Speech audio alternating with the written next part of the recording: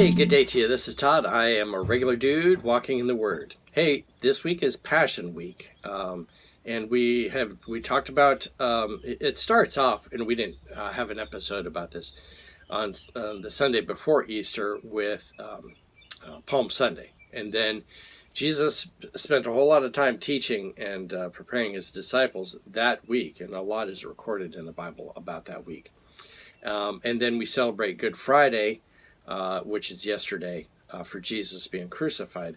And then tomorrow we celebrate Easter, okay, when Jesus, with the resurrection. We call it Resurrection Sunday also, okay? That's probably the more appropriate name, is Resurrection Sunday. Today I want to focus on, there was a in-between time where he was in the tomb. But I want to talk about giving up your tomb. And that's taken today from John 19, verses 38 to 42. Okay? So, if you have your Bibles, you can follow along with me. John 19, verses 38 to 42. It says this: Later, Joseph of Arimathea asked Pilate for the body of Jesus. Now, Joseph was a disciple of Jesus, but secretly because he feared the Jewish leaders. With Pilate's permission, he came and took the body away. He was accompanied by Nicodemus, the man who earlier had visited Jesus at night. Nicodemus brought a mixture of myrrh and aloes, about 75 pounds. That's a lot of stuff. Okay, 75 pounds. Taking Jesus' body and 2 strips of linen, this was in accordance with Jewish burial customs. At the place where Jesus was crucified, there was a garden, and in the garden a new tomb, in which no one had ever been laid. Because it was the Jewish day of preparation, and since the tomb was nearby, they laid Jesus there. Okay, so this is basically burying Jesus here. You have 2 people involved. These were both religious leaders that had become followers of Jesus here. Joseph of Arimathea, which he's never mentioned before or after this. And then you have Nicodemus. And if you remember, Nicodemus came to Jesus at night secretly. And then Jesus said, you need to be born again. And that threw Nicodemus for a loop. And he was like, what do you mean born again? How can I go into my mother's womb? But Jesus was talking about the spiritual, dying to yourself and living new life spiritually. So that's what he was talking about.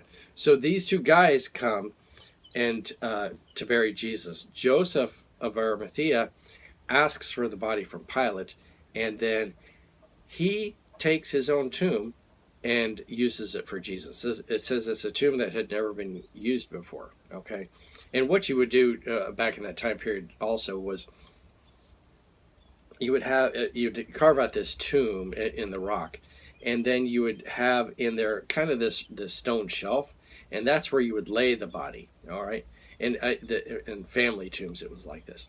You would lay that body, and that body would decompose, and then later on, when it had been decomposed and it was just bones that were left, then you take those bones and put them in another container and put them also in the tomb, but not on that shelf anymore. And I don't know if it was a jar or a box or whatever, but then you'd have that separated out, and then you'd lay another body on there.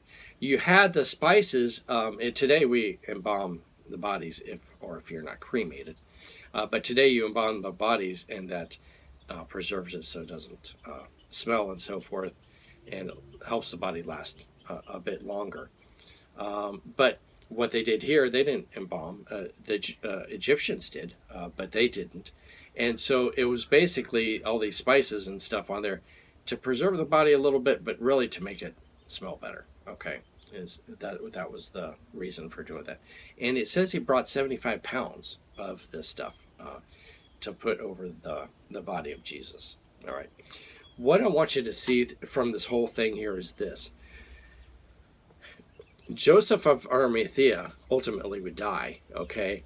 But he gave up his tomb for Jesus. And really, when you look at it, he gave up his tomb for Jesus, but Jesus died for Joseph. Okay, and so Jesus took his place, and so just like Jesus died for me and took my place, I should have been the one there crucified because of my sin. I deserve death. I deserve hell.